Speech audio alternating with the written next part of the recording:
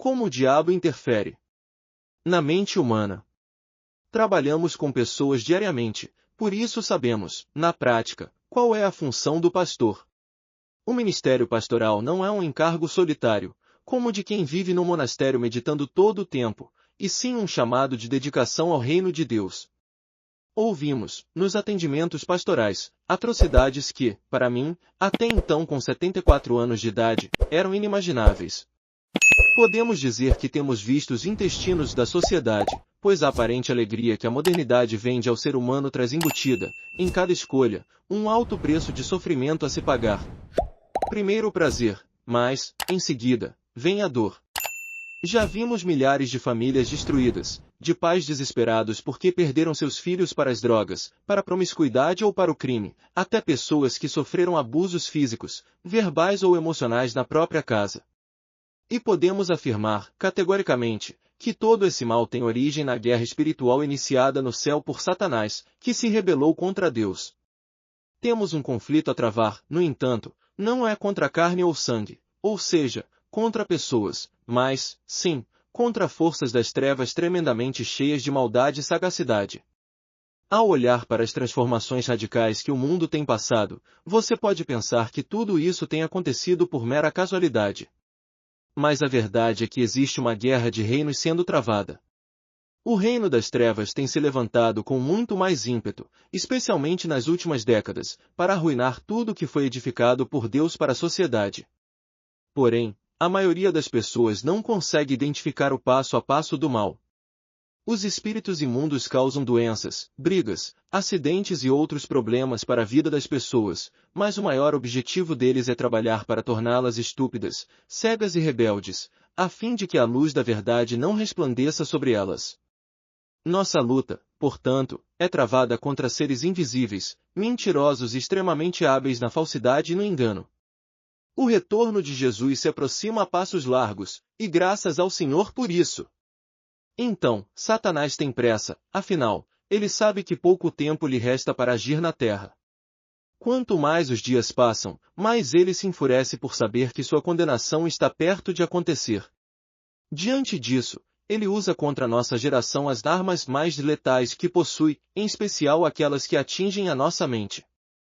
Mudar a forma de as pessoas verem o mundo, o pecado e a Deus são maneiras que o diabo encontra de dominar o maior número de pessoas de uma única vez. Por esse motivo, temos observado um colapso na humanidade. Não há um campo em que o diabo não esteja trabalhando com crueldade. A degradação espiritual, moral e familiar é vista tanto nos países de primeiro mundo como nos mais pobres.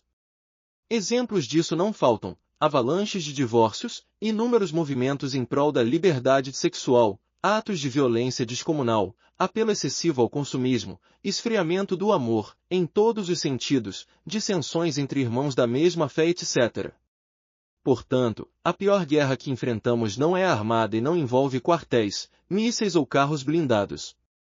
Essa batalha, nitidamente declarada, trata-se da luta contra criaturas espirituais das trevas que agem em oculto. A pauta do inferno é enfraquecer os valores divinos, morais e éticos a fim de atingir a fé, a família e a igreja. Por isso, há um ataque maciço às virtudes e à decência. E engana-se quem pensa que vai parar por aqui.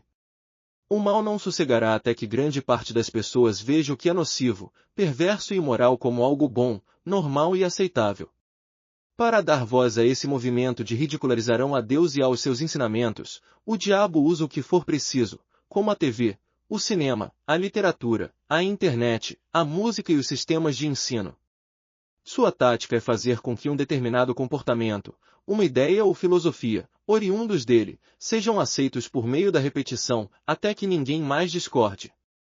Então, ele faz com que o pensamento que ele deseja implementar nas pessoas esteja dia e noite no ar, por intermédio da mídia, das novelas, das propagandas, das discussões acadêmicas, dos artistas ditos progressistas, etc. Mas, na realidade, tudo isso é instrumento do mal para a difusão de seus conceitos para a humanidade. Não é exatamente isso que temos visto acontecer com tantas novas ideias e pensamentos que têm transformado o mundo no que está hoje? As muitas ideologias que têm surgido e que são totalmente contrárias a Deus não são meras coincidências e não surgiram ao acaso na mente humana. Antes, tratam de uma estratégia do inferno para provocar uma mudança na mentalidade das pessoas. Assim, elas passam a ter os mesmos pensamentos do anticristo, sem que se deem conta disso. Dessa forma, quando chegar o momento de se colocar a marca da besta nas pessoas, elas não verão esse ato como algo ruim ou estranho, pois suas mentes já estarão completamente obscurecidas contra a verdade. A quem interessa a destruição da família? Os valores que fundamentam a nossa sociedade foram firmados sobre os princípios revelados no Antigo e no Novo Testamento das Escrituras Sagradas. Nenhum povo pode ser bem-sucedido se não considerar esses valores, principalmente no que diz respeito à família. Veja que, para formar a nação de Israel, o Todo-Poderoso tomou Abraão e Sara, e disse que o pacto da salvação, firmado com eles, proporcionaria a bênção para todas as famílias da terra. E em ti serão benditas todas as famílias da terra. Gênesis 12.3b. Isso quer dizer que o Senhor estabeleceu a família como fonte de bênção e como uma instituição que preserva a fé, a segurança e o desenvolvimento de tudo aquilo que o ser humano precisa para crescer de forma correta e saudável. Vemos a importância da família ao observamos que ela foi criada na formação de Adão e Eva, pois o Senhor quer ser Deus não apenas de uma pessoa, mas da família dela também, como ele mesmo disse em Jeremias. Naquele tempo, diz o Senhor, serei o Deus de todas as famílias de Israel, e elas serão o meu povo. Jeremias 31.1. Por isso, ao atacar a família e desestruturar os lares, o diabo consegue abrir feridas na alma do homem que, dificilmente, serão reparadas. Não são raros os casos de pessoas que viveram em lares destruídos e, por conta disso, se degradaram moral e fisicamente ao se envolverem na marginalidade ou nos vícios. Satanás sabe que o ser humano precisa de uma família, pois é pouco provável que consiga se desenvolver de forma saudável sozinho. Sem alguém que o auxilie, dificilmente aprenderá, por exemplo, os valores espirituais e morais que normalmente recebemos na infância. Além disso, terá mais dificuldade de encontrar seu propósito de vida e de enxergar todo o seu potencial. Mas não é só a família que tem sofrido pesados e constantes ataques do mal. A ação do diabo tem se estendido ainda às demais áreas da vida humana a fim de que seus argumentos, contrários à palavra de Deus, se estabeleçam na mente das pessoas. Satanás vem criando, ao longo dos anos, antídotos para neutralizar a fé nas Escrituras e afastar, cada vez mais, o homem do Altíssimo. Vamos listar alguns deles. 1. Não foi Deus quem criou tudo o que existe. Isso é o que o diabo fala, mas o que a Bíblia registra sobre isso? As Sagradas Escrituras revelam que Deus é o autor da criação. É por isso que a nossa fé se apoia no criacionismo. No princípio criou Deus os céus e a terra, Gênesis 1.1. Nesse pequeno trecho, a Bíblia já mostra a poderosa existência do Altíssimo, logo, refuta o ateísmo. Ao mesmo tempo, declara que o Todo-Poderoso é o único Deus, o que exclui a possibilidade de haver outros. Só mesmo a mente brilhante do Senhor pode explicar que tudo o que existe se originou a partir do nada. Contudo, o antídoto criado para se opor a esta verdade é o evolucionismo. Desde então, a ideia de que o universo foi formado com o Big Bang e que tudo o que é necessário para a sobrevivência na Terra, como a água, o ar, a natureza etc., surgiu deste acaso, caiu no agrado do público. Mas, como trocar a afirmação dada pelo próprio Criador por meras 76 como vencer suas guerras pela fé? Teorias que não se sustentam? Isso só tem sido possível porque o mal tem trabalhado fortemente na mente de crianças, adolescentes e jovens, nas escolas e nas universidades, trazendo, com isso, grande conflito, dúvida e afastamento do verdadeiro Criador. 2. O ser humano evoluiu a partir do macaco. Essa é outra falácia diabólica. A cultura moderna prega, por meio dos seus agentes, que o macaco e o homem surgiram de um ancestral comum, pois fazem parte de uma evolução de espécie. Afirmações como essas são baseadas apenas em teorias e não possuem evidências de que isso, de fato, ocorreu. Poderíamos usar os mais inteligentes argumentos de estudiosos, pesquisadores e cientistas que rechaçam essas ideias, mas, como não é esse o nosso objetivo, deixaremos apenas duas simples perguntas para sua reflexão. Se a vida humana, fascinante e complexa como é, surgiu de um processo evolutivo ocorrido por milhões de anos, por que não há um sinal sequer de que o nosso corpo continua evoluindo para sabe-se lá mais o quê? Qual é o animal, além do homem, que possui o senso de justiça e juízo? Digo isto porque tais características não vieram do acaso, e também não estão presentes somente no ser humano, por um acidente. No texto sagrado, temos a descrição exata da criação do homem e da mulher e a divisão dos seus respectivos papéis dentro da família. E disse Deus: façamos o homem à nossa imagem, conforme a nossa semelhança, e domine sobre os peixes do mar, e sobre as aves dos céus, e sobre o gado, e sobre toda a terra, e sobre todo o réptil que se move sobre a terra. E criou Deus o homem à sua imagem, a imagem de Deus o criou, homem e mulher os criou. Gênesis 1.26-27. Mais uma vez, portanto, somente a mente inteligente do Altíssimo poderia criar um ser dotado de tão grande inteligência também. Não faz sentido a vida ter surgido de alguma coisa sem que tenha havido a intervenção de alguém superior para isso.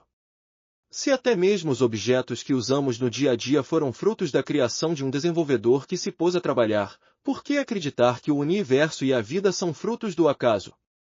Basta olhar agora para a composição extraordinária que o seu corpo possui para concluir que ele só pode ser proveniente de um extraordinário Criador. 3. O ser humano deve conquistar sua liberdade sexual. A mais nova mentira do diabo envolve a sexualidade humana.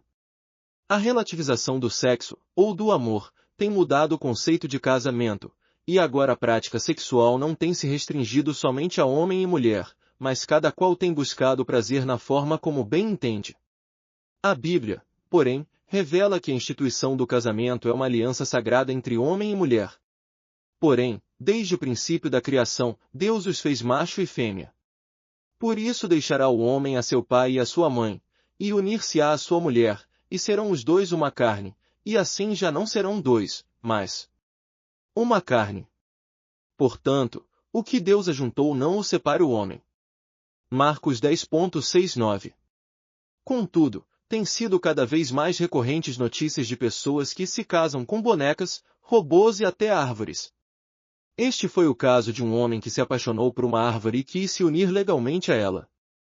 Matrimônios inexplicáveis como esse e outros absurdos contrariam a inteligência humana, e o pior é que ninguém pode, sequer, tentar ajudar as pessoas envolvidas nessas situações porque serão taxadas de preconceituosas por não respeitarem as escolhas alheias.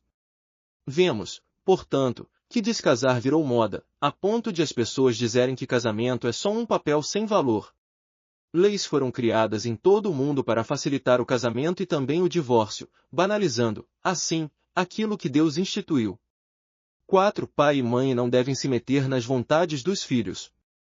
Esse engano do mal tem levado muitos jovens a caminhos praticamente irreversíveis.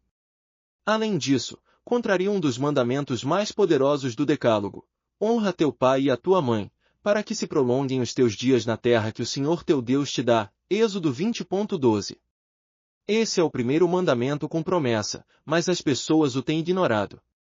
Ao estabelecer o respeito entre filhos e pais, o Senhor mostra que, na terra, eles o representam. Por isso a irreverência, a desobediência e a grosseria contra os pais são consideradas pecados.